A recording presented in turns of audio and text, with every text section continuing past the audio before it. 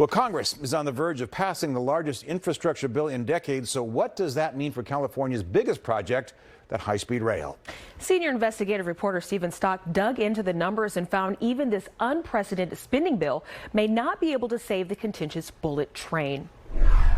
After years of battling with property owners, the Trump administration, and a global pandemic, the HighSpeed Rail Authority is now coming under fire from more state lawmakers who say this train is heading in the wrong direction.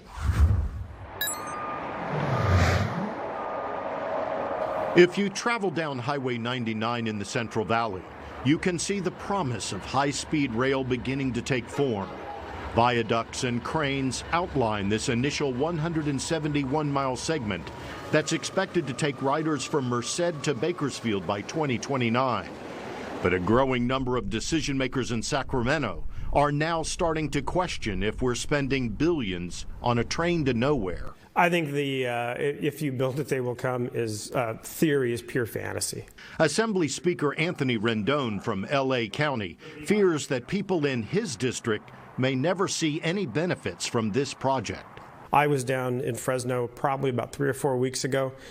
You see that same piece of track that I saw last year, the year before, the year before that, the year before that. So that is, in and of itself, seems to be this sort of monument to high-speed rail. Maybe they can turn it into a sculpture if we don't go much further than where we are right now. Do you worry we're not going to go any further? That we're dead in the water or close to it? I'm worried that we're dead in the water. I'm also worried that we have what would be a laughing stock for California. Speaker Rendon wants to divert the rest of the money earmarked for high-speed rail to upgrade public transit that's already operating in the Bay Area and in Southern California.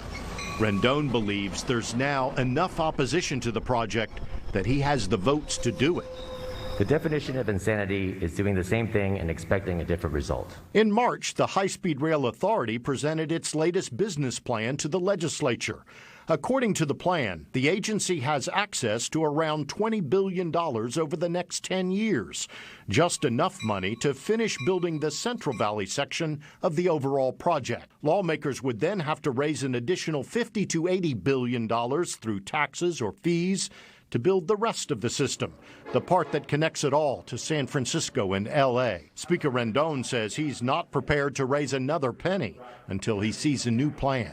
We think it's foolhardy, given all the problems with the program. We think it's foolhardy to spend the remainder of the money without a sense of how the project is going to flow. That is the same conversation about this project for the last 10 years. Brian Kelly is the CEO of the HighSpeed Rail Authority.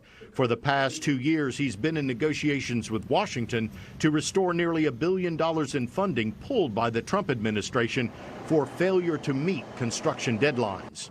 Now Kelly is facing another battle with Sacramento. And the bottom line is this: do you have key benefits by getting this done here? We do. And I'll tell you this, the other thing I don't want to do. Nobody wants to leave it partially constructed in the valley. And so as we finish that work and it's constructed, the question at some point has to be, now that you've done that, what do you have?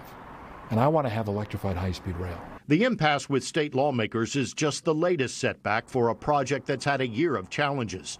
The COVID-19 pandemic slowed the pace of construction as more than 300 workers were forced to quarantine. And in May, COO Joe Hedges suddenly resigned after 3 years on the job, a move that came with few details released to the public.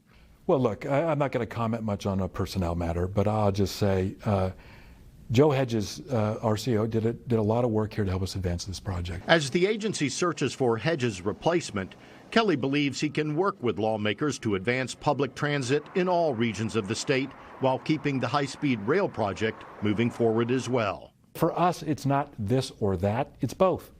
So I respect the legislature. We got to work through these issues, and we're not in full agreement yet, but we'll get there. We're determined to make sure we'll push for more money, but as long as it's a project that's accountable. Under President Obama, high-speed rail received 2 grants totaling $3.4 billion. The agency now plans to ask for more federal dollars if President Biden's infrastructure deal gets passed. Meanwhile, Assembly Speaker Rendon believes he has enough support in the Assembly to block all future funding in next year's budget if he doesn't see a new business plan. This is a story we will continue to stay on top of. I'm Stephen Stock. NBC Bay Area News. And if you have a story for Stephen or anyone in our investigative unit, call 888-996-TIPS. You can also visit our website, nbcbayarea.com/investigation.